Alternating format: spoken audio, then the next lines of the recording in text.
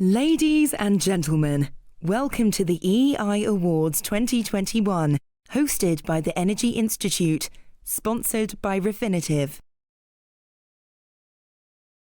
If you're tweeting today, please use the hashtag EI Awards. Please may I ask you to join me in welcoming Chief Executive of the Energy Institute, Nick Waith. A very warm welcome, ladies and gentlemen, to this once and again virtual EI Awards ceremony. I'm excited to speak to you at the 22nd award ceremony for the EI, and for me, my first as Chief Executive. I'm 6 months in my role, and it's a privilege and a whirlwind over the last few months to meet our many stakeholders, volunteers, members and staff, and to feel the profound sense of commitment and pride that exists within the EI family. It's been another challenging year, further affected by COVID, for organisations as well as the people who make them what they are. But I'm heartened by the resilience our industry has shown, underpinned by the talented workforce at the heart of our sector. It's also been a period in which energy and climate change haven't been far from the headlines. Whether global gas prices pushing households and small suppliers to the brink here in the UK, or the increasingly devastating effects of climate change seen as places as far-flung as Canada and Germany. And I'm also encouraged by the progress we've been making on the road to net zero. I was at COP26 earlier this month, and I am genuinely optimistic about the prospects for meeting net zero given the agreement struck. Yes, the deal could go faster and much further, but we must celebrate success, and I believe that COP26 has sent signals that will filter through our industry. Signals that strengthen our hand to go back to our organisations, our stakeholders, our employees, our investors to say with certainty that this is happening. Change is coming fast and we need to get out ahead of it. And we need people, talented, skilled people to deliver this change. This is what today is all about, celebrating the very best achievements and the achievers in our field.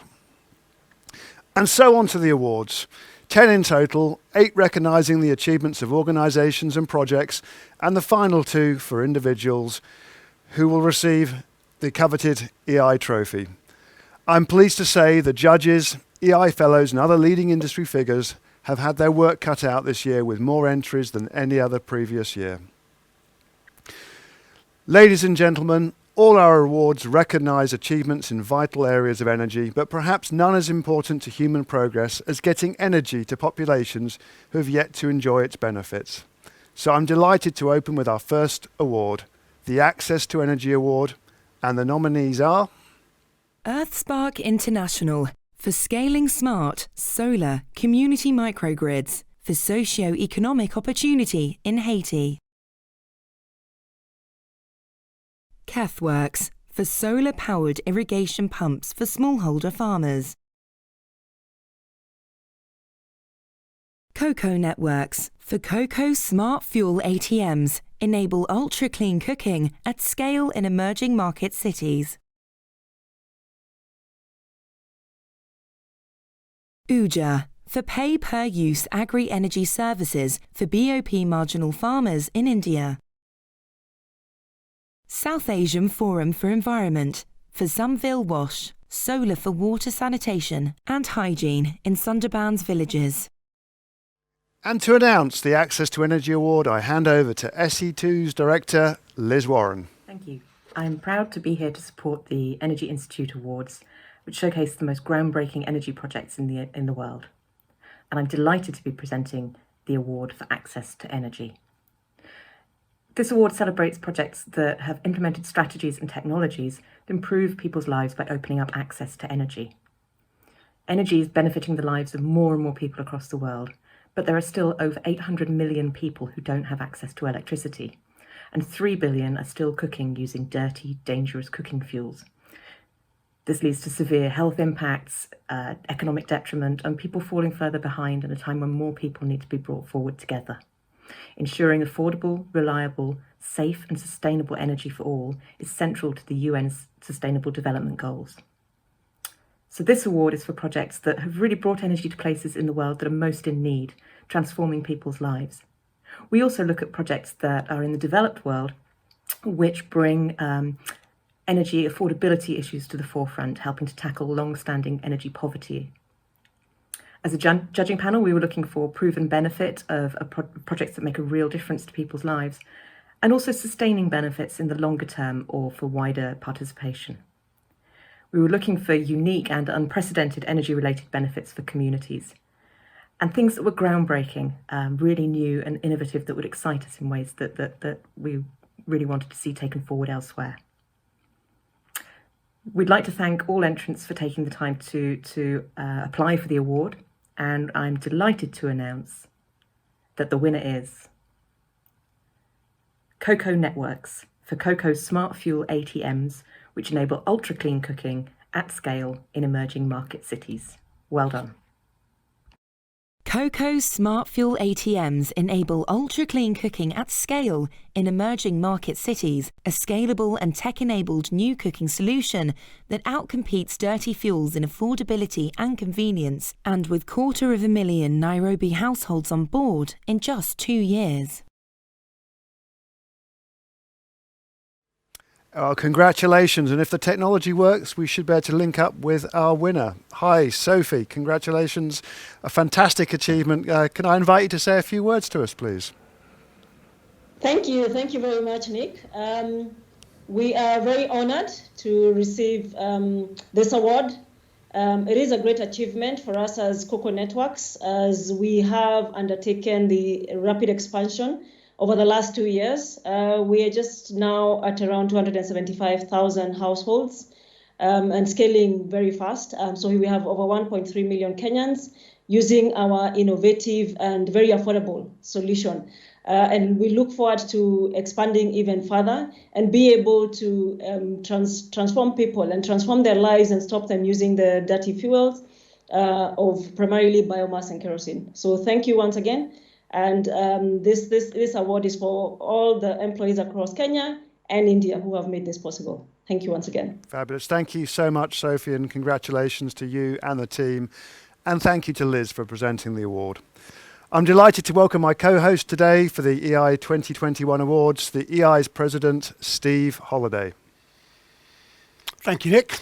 Let me go on to the next award, which is for Energy Management. And the nominees for this are Graham for Climate Action. Klockner Pentaplast for Energy Task Force on a Mission. Rolls-Royce for Baseline Reduction Campaign.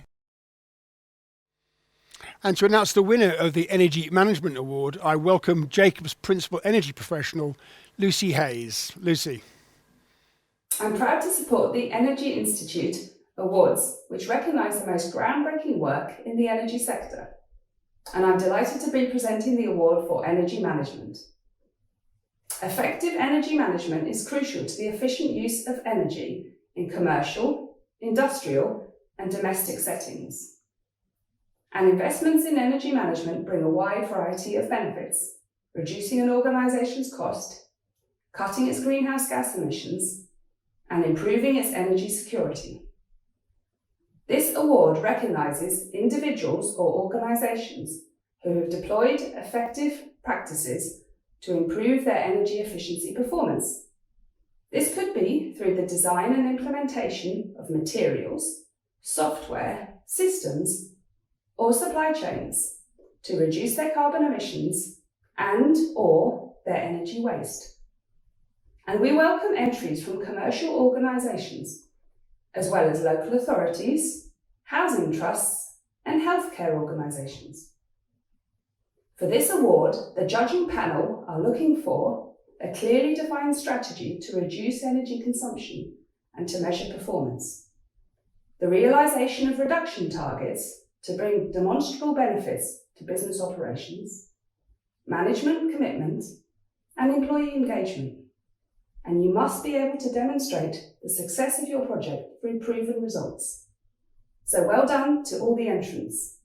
And the winner is Graham for Graham, Climate Action. Delivering lasting impact, striving to make a difference, and putting sustainability at the heart of everything they do is how they do business.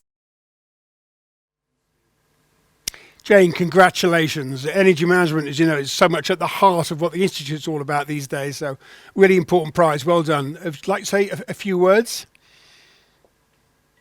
Good afternoon. Yes, first of all, can I just say that we're absolutely delighted to win the Energy Management Award. So thank you so much to the Energy Institute and to the judges for the recognition. Construction is traditionally a highly carbon intensive industry, and one of our key priorities is the rapid reduction of our energy use and the carbon emissions throughout all of our operations. But we also want to support our supply chains to reduce their own carbon emissions, which feeds into our own carbon accounting. So the implementation of the climate action strategy has had buy-in right from board level senior management, and that's helped to filter down through the organisation and allowed us to successfully implement initiatives and changes in cultures and behaviours across the organisation, and then in turn allowed us to be well on our way to achieving our net zero goals. So yes, thank you once again. Well done. Congratulations to you and all the team at Graham, and thank you to Lucy for announcing our winner. Our next award is the Environment Award, and the nominees are National Nuclear Laboratory for Advanced Fuel Cycle Programme. Phipps Conservatory and Botanical Gardens for Phipps Conservatory and Botanical Gardens Living Campus. Saudi Aramco for HDG-PD Air Quality and Environmental Emissions Improvement. Scottish Power Renewables for East Anglia 1 Environment Team. And to announce the winner of the Environment Award, I'm absolutely delighted to welcome a close friend, past president of the Energy Institute, Malcolm Brinder, to say a few words. Malcolm. I'm proud of the Energy Institute Awards, which every year showcase the most groundbreaking work in the energy sector. And I'm especially delighted to be presenting this year's award for the environment. It's increasingly important for the energy industry to reduce our environmental impact and be seen as responsible stewards of the planet.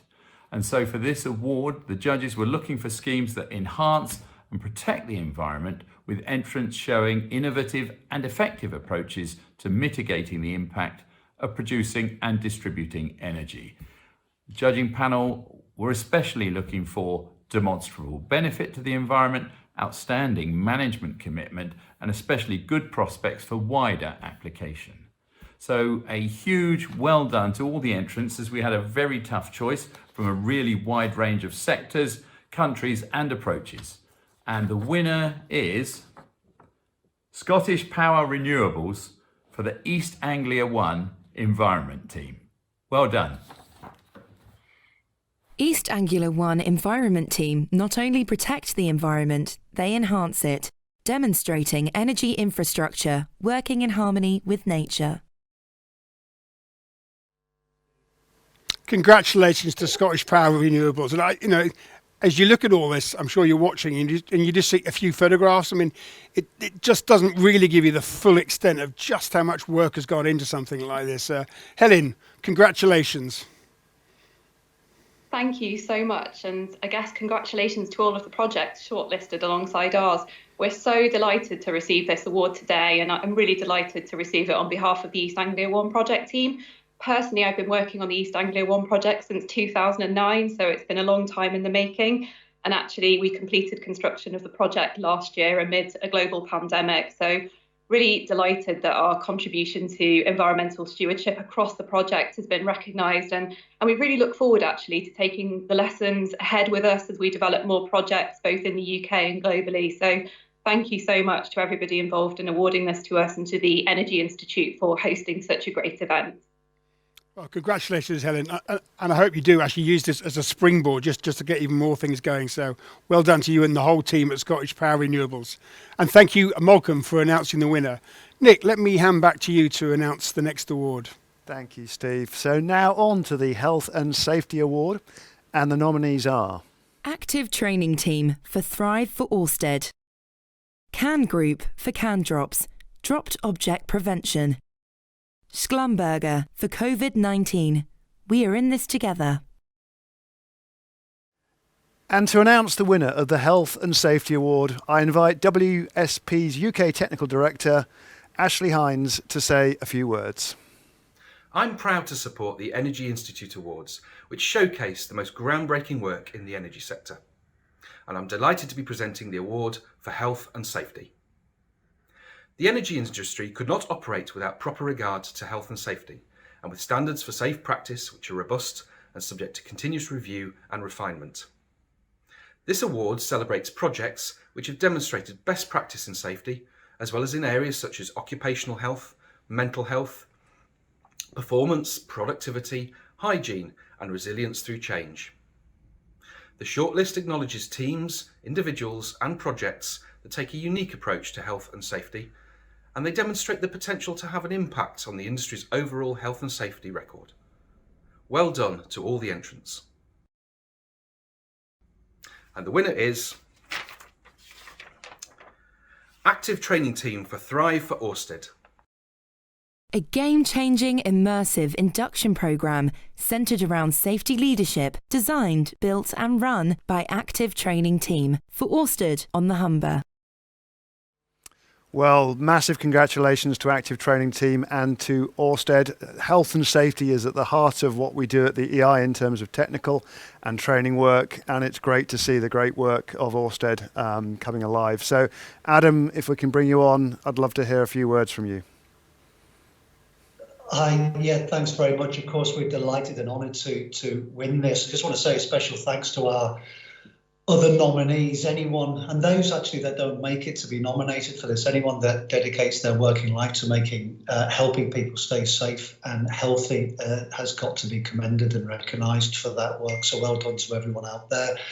Ørsted's vision and faith and actually courage, what we do doesn't happen. It doesn't get made. So thank you to Patrick Hartnett, Duncan Clark, Jason Ledler, Latu Shaw, and Hassett Andreasen. Also all the ATT team based here in London and our team up on the Humber.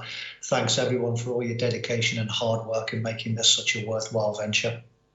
Well, thank you, Adam, and congratulations to you and to the team at Ørsted. It's great to hear some familiar names from the Ørsted team. And thank you to Ashley for announcing our winner. We'll take a short break now from the actual awards, and I'd like to invite Steve to say a few words. Thanks, Nick. Well, a huge congratulations to all of the shortlisted nominees and the winners so far. I've had the pleasure of co-hosting this event before, and it's always been an absolute privilege, and it is again this year. But it's a particular privilege to do this alongside Nick for the first time as our new Chief Executive. And you'll have noticed, I'm sure, that all of the winners and the shortlisters are representative of the massive transformation that is taking place in the energy industry. And like Nick said earlier, I too am encouraged by the progress that's been made on our collective journey to net zero, particularly following the announcements that were made at COP26 just the other week.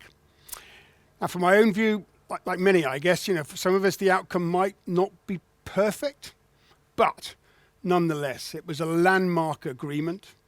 The rule book for the earlier Paris Agreement is now agreed. And crucially, we've stopped talking about 2 degrees C. Everyone's focused on 1.5 degrees C. And countries, of course, as you know, are going to return next year at COP27 in Egypt with an expectation of stronger commitments for 2030.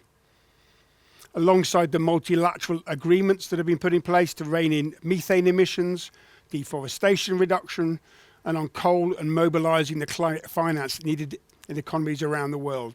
So some really positive steps. But the task is at the feet of industry and government to now step up. Only the other week I was reading a series of surveys actually about what the public felt, who had primary responsibility. And I was kind of pleased to read that most people think it's industry, that government have got a role to play, but it's industry that needs to be the real leader. And that means that we've got to work together to deliver further and faster emission reductions. And of course, make sure that the transition is a transition that works for everybody. And there's one constant at the heart of all of that, and that's the reason we're all here today: people. So how do we ensure an equitable transition which places people at the very centre of the response to climate crisis? We need people with skills, with knowledge and expertise. Those things are central to our shared decarbonisation journey. However, we also need, and everyone constantly talks about it, a new stream of talent. Here in the UK even, we talk about a need for 400,000 new green jobs. My old company, National Grid, did some work that estimated around 250,000 of those jobs are roles that don't even exist today. It's not just about qualified engineers with degrees. We're going to need thousands of highly skilled apprentices for the scale of deployment that we're going to need across a myriad of disciplines, from domestic installers to behavioural change experts, green finance experts, and communication expertise. The energy barometer that the EI runs every year has clearly highlighted that climate change is a motivating factor for new entrants into the industry. So that's a real opportunity that we have to grasp for our sector to attract the very best and the very brightest of the next generation. The Energy Institute is committed to providing the workforce with the necessary professional skills, the know-how, and the recognition to deliver this change. And when we're discussing the workplace of the future, an equally important challenge we must address is to drastically change the woeful lack of progress in sector diversity. And I've been going on about this since I became the president of the Institute. But our sector really just has to better represent and reflect the society in which we serve. Powerful Women, a great initiative that we've been hosting at the Energy Institute for some time, has been working for greater representation of women at the top of the energy industry in the UK. And it's highlighting again the mountain that's still left to climb when we look at our 21 board statistics. Progress, however, 78% of our top energy companies in the UK still have no women in executive director positions. And unbelievably, given all the pressure that's been going on at board level, 28% still have no women on their boards. Gender parity, for me, is intrinsically linked with our journey to net zero. We're only going to come up with the solutions to tackle this challenge if we harness all of the talent that society has to offer. So clearly addressing inequality in the industry doesn't just equate to gender, though. We must take greater action to ensure that our workforce represents people of colour, from the LGBTQ plus community, and disabilities. Many businesses are doing an awful lot, but we have to do more. But we are part of an industry that continually innovates and improves itself. These awards are evidence of that every year.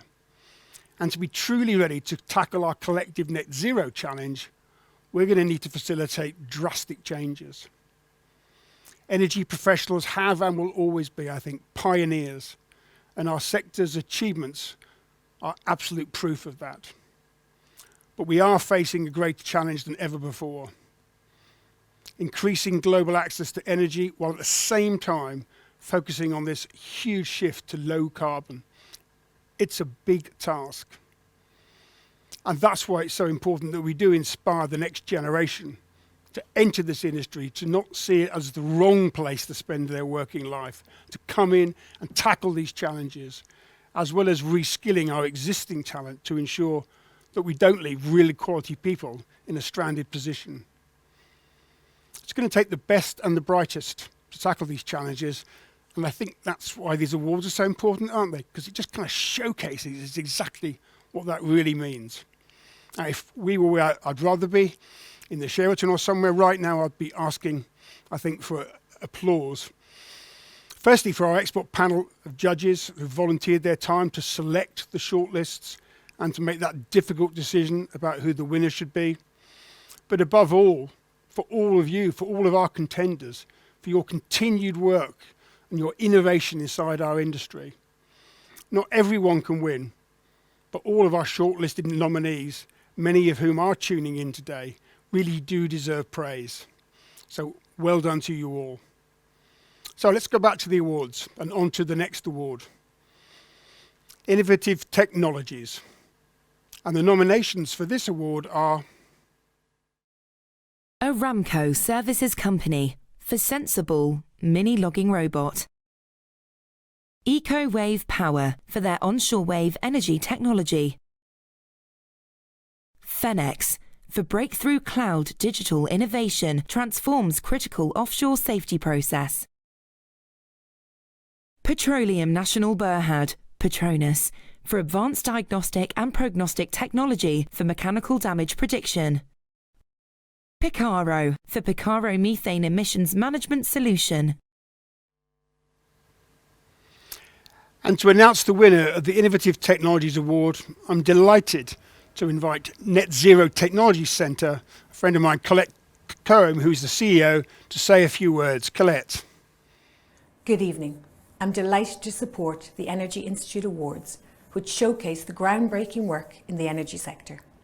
It's an honour to be presenting the award for innovative technologies. Technology and innovation is at the heart of the success of the energy industry and is essential to our future and to the delivery of our global net zero aspirations. The pace of change is impressive. Our world is being automated and digitised, and our industry is no different. This year's award will recognise the best innovative technological development or the application of an existing technology with the power to become a game changer or disruptor in the industry. The judging panel was looking for a technological innovation which represents a major advance or development, or an innovative new technology or an inventive implementation of an existing technology with real impact, and clear demonstration of the benefits of the technology or innovation over existing methods. Finally, the entrant had to be able to validate the success of their project with proven results. So, well done to all of the entrants. This was a very tightly contested category with some very inspiring entries. And I'm delighted to be able to announce that the winner is Aramco Services Company for the Sensor Ball Mini Logging Robot. Congratulations, well done, super technology. This miniature robot logs oil and water wells autonomously, maximises the safety and productivity, and minimises the fill time and emissions. Congratulations, Aramco, and welcome, Hussein. Would you like to say a few words? Hey, thank you very much. I am very pleased to receive this award in the name of my team and my company. It's a great coincidence, actually, that today is the Thanksgiving Day here in the US. So I want to thank the Energy Institute for this great honor.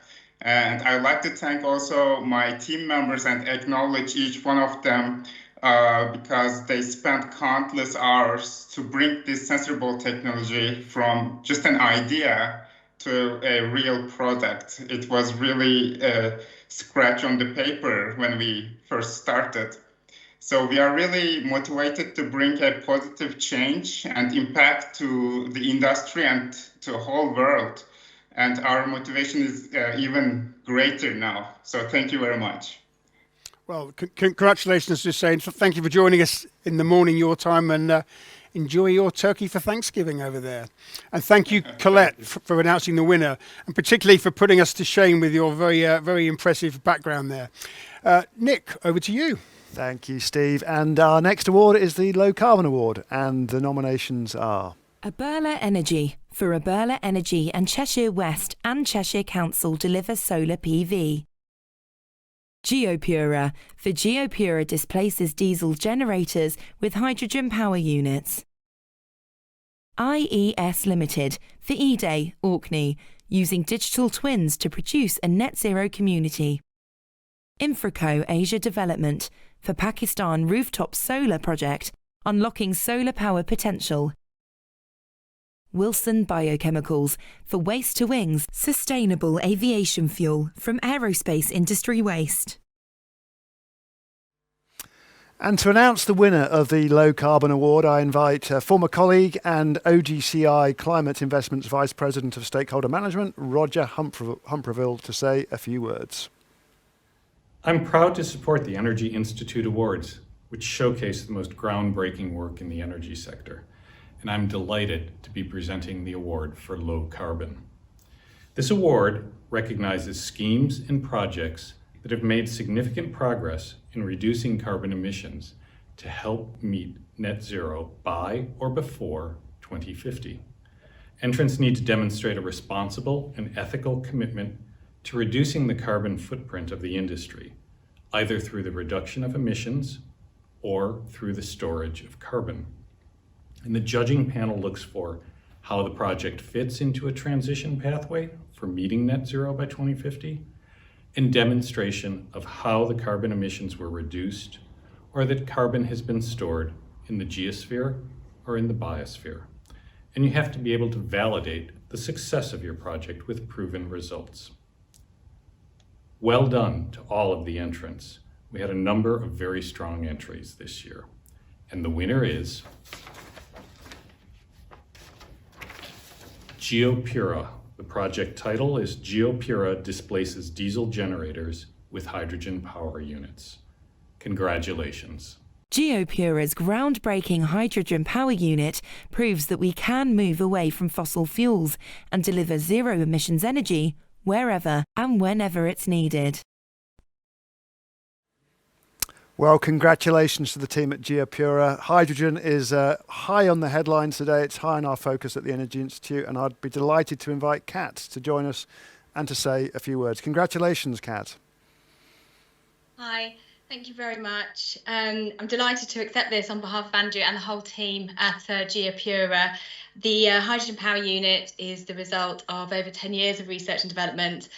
We were determined to create a real alternative to diesel generation. I want to say also a big thank you to those of our customers across numerous sectors, including construction and TV and film and EV charging, who have also seen the power of this to be able to deliver electricity with zero emissions other than water on site.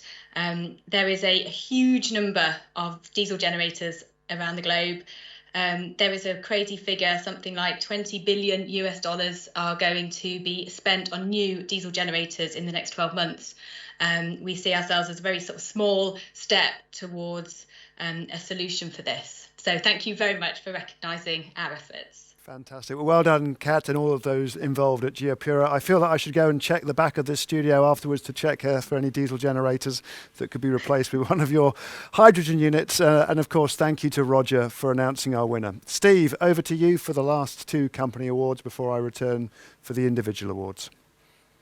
Thank you, Nick.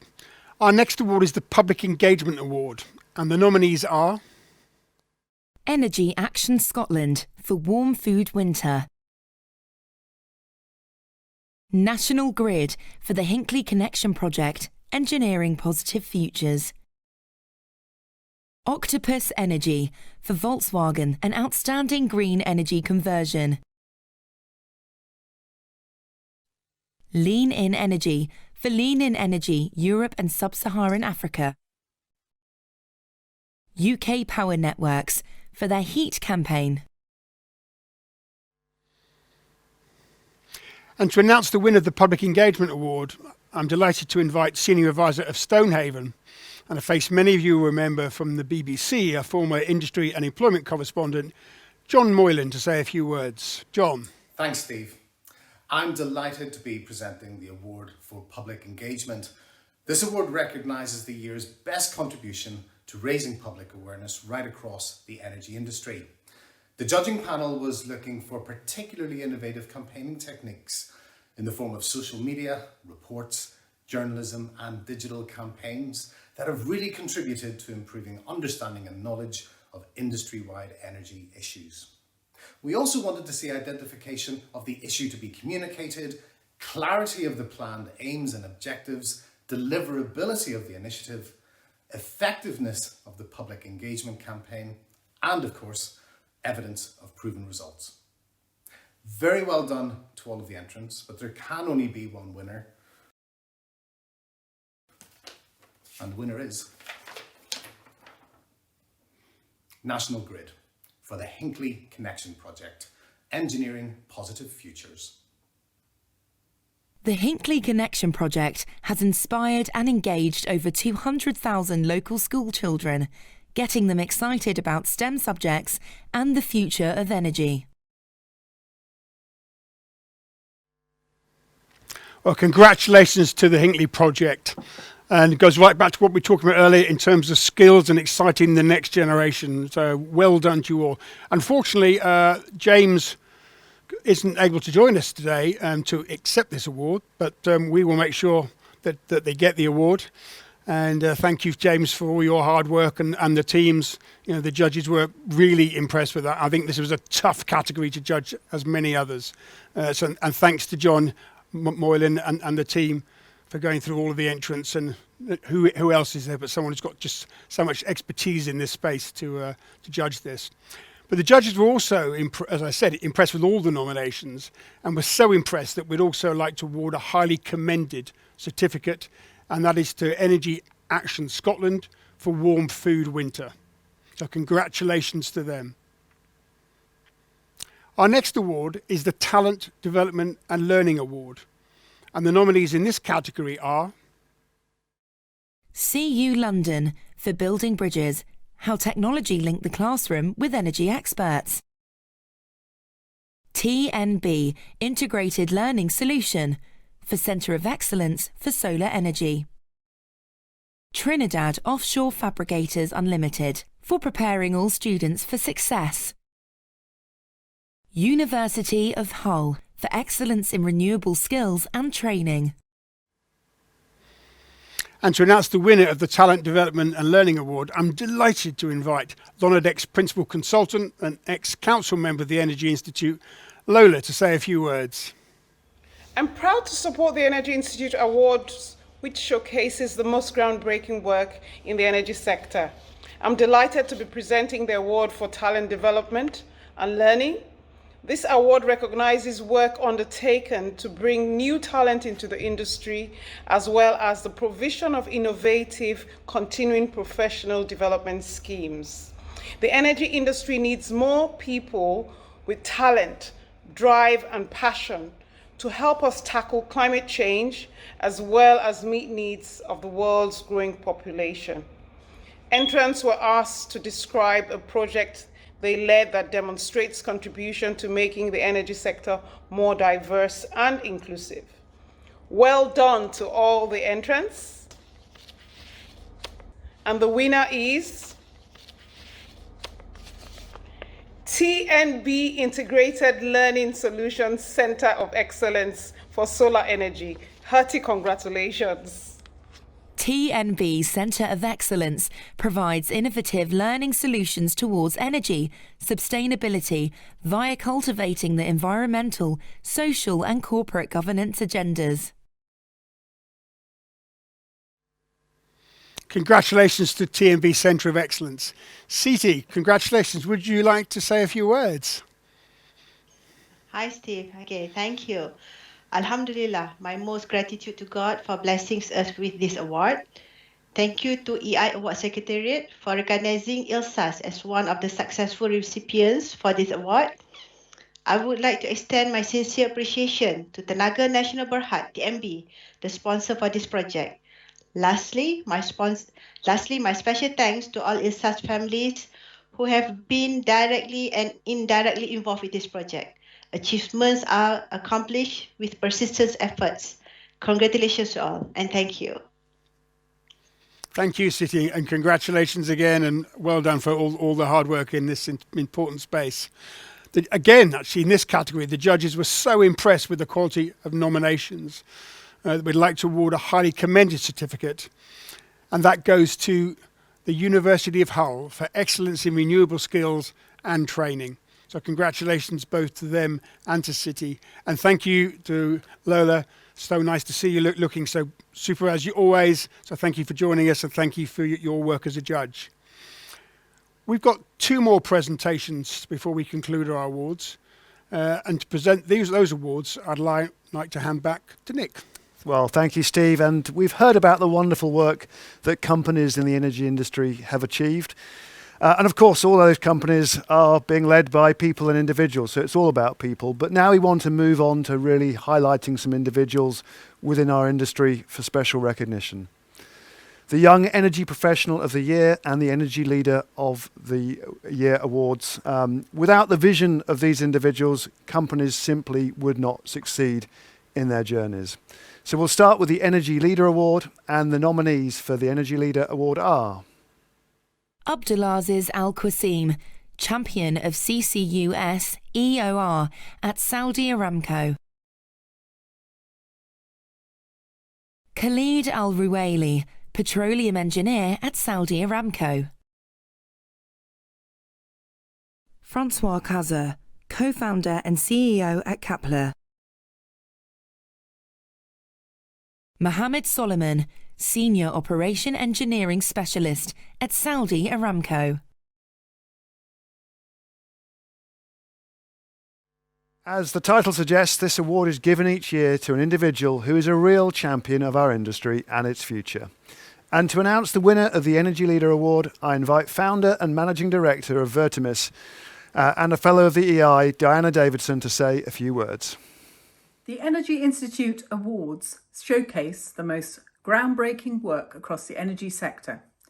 I'm delighted to be presenting this award to our Energy Leader of the Year.